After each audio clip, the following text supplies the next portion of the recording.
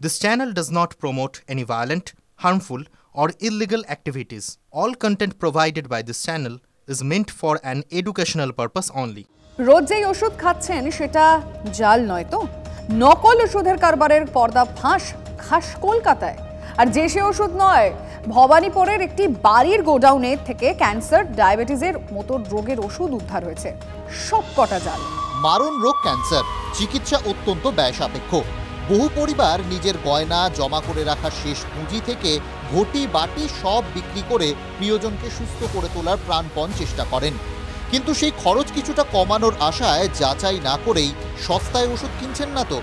তাহলে সাবধান, কারণ খাস কলকাতায় জাল ওষুধের কারবারের পর্দা ফাঁস হয়েছে। গত 17 ডিসেম্বর ভবানীপুরের লেক রোডের একটি বাড়িতে অভিযান চালায় কেন্দ্রীয় মাদক নিয়ন্ত্রক সংস্থা।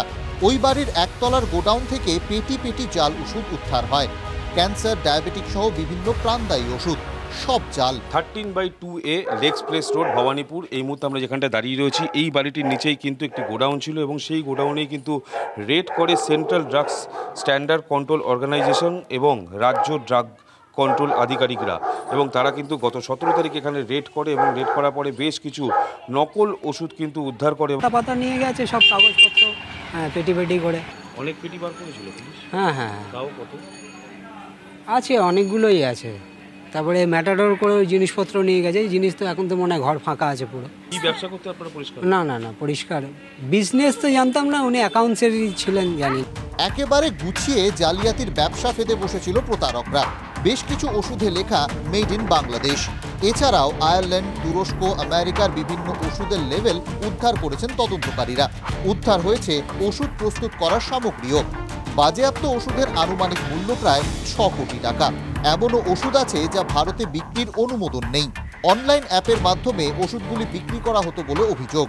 দুর্ভাগ্যের বিষয় বা অত্যন্ত ভয়ঙ্কর বিষয় যে এই জাল ওষুধের কারবার কিন্তু আজকে রাজ্যের বুকে কিন্তু রমরমিয়ে চলতে পারছে। তার কারণ হচ্ছে ড্রাগ কন্ট্রোলের যে অফিস রয়েছে আমাদের পশ্চিমবঙ্গের ক্ষেত্রে, ডিরেক্টরেট রয়েছে, তারা যদি আজকে সঠিকভাবে কাজ করতো তাহলে কিন্তু এই ধরনের জাল ওষুধের রমরমা কারবার চলতে পারে না।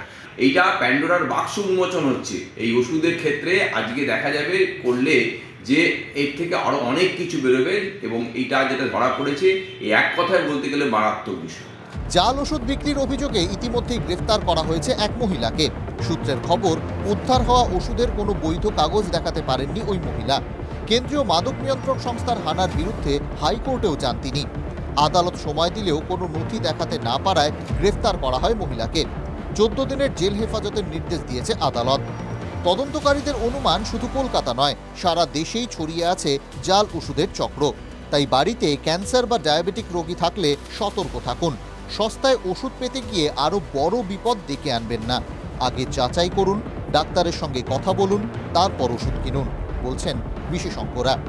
সৌভিক সরকার ও সৌরভ দত্তের রিপোর্ট, TV9 বাংলা।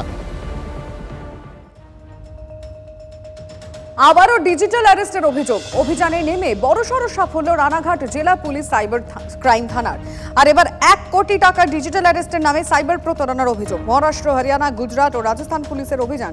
জালে এক মহিলা সহ 13 জন। উদ্ধার হয়েছে মোবাইল ব্যাংকের পাসবুক, চেক বই, প্যান কার্ড সহ একাধিক নথি। সিজ করা হয়েছে 100টি ব্যাংক অ্যাকাউন্ট। মুম্বাই পুলিশের নাম করে এক ব্যক্তিকে হোয়াটসঅ্যাপ করা হয়। ডিজিটাল অ্যারেস্টের ভয় দেখিয়ে 1 কোটি টাকা প্রতারণার অভিযোগ। মূলত দুবাই এবং কম্বোডিয়া থেকে অপারেট করা হতো এই চক্র, দাবি তদন্তকারীদের। যখন আমরা অনেক সিসিটিভি ফুটেজে এই ধারণার মানে কিছু সিমিলারিটি এর সঙ্গে বা ম্যানুয়াল সোর্স থেকে যে ইনফরমেশন আছে সবকে কোলেক্ট করে দেখলাম, তো এটা আইডেন্টিফাই করা হলো।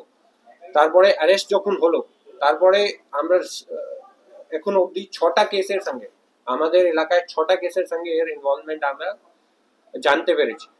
এটা ছাড়া এখানে নেই, ভদ্রেশ্বর বা ডানকুনি, চন্দননগর অনেক জায়গায় চুরির যে ঘটনা হচ্ছে ওর সঙ্গে এর ইনভলভমেন্ট আমরা এখন অবধি জানতে পেরেছি। উত্তরপাড়ায় তৃণমূল কর্মীদের উপর দুষ্কৃতী হামলার অভিযোগ। বর্ষবরণের রাতে উত্তরপাড়ার মাখলা অটো স্ট্যান্ডের কাছে ডানকুনি রঘুনাথপুর গ্রাম পঞ্চায়েতের সদস্য পার্থ নস্কর এবং আরও 3 তৃণমূল কর্মীর ওপর হামলার অভিযোগ। পঞ্চায়েত সদস্য পার্থ নস্করের অবস্থা আশঙ্কাজনক হওয়ায় উত্তরপাড়া স্টেট জেনারেল হাসপাতাল থেকে আরজি করে স্থানান্তরিত করা হয়েছে। বাকিরা ভর্তি উত্তরপাড়া স্টেট জেনারেল হাসপাতালে।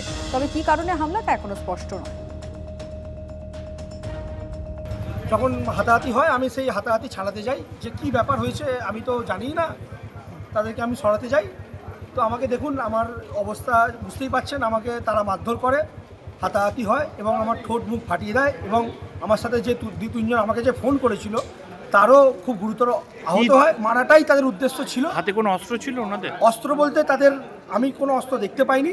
অস্ত্র বলতে তাদের বাঁশ, বাটাম এবং লোহার একটা জিনিস ছিল। যেটা জানা যাচ্ছে, সম্পূর্ণটাই খোঁজ নিয়ে দেখলাম, ওরা দুষ্কৃতী, বহিরাগত দুষ্কৃতী, ওরা কেউ লোকাল ছেলে নয়। অবশ্যই প্রশাসন তৎপর হয়েছে, প্রশাসন নিশ্চয়ই ব্যবস্থা নেবে।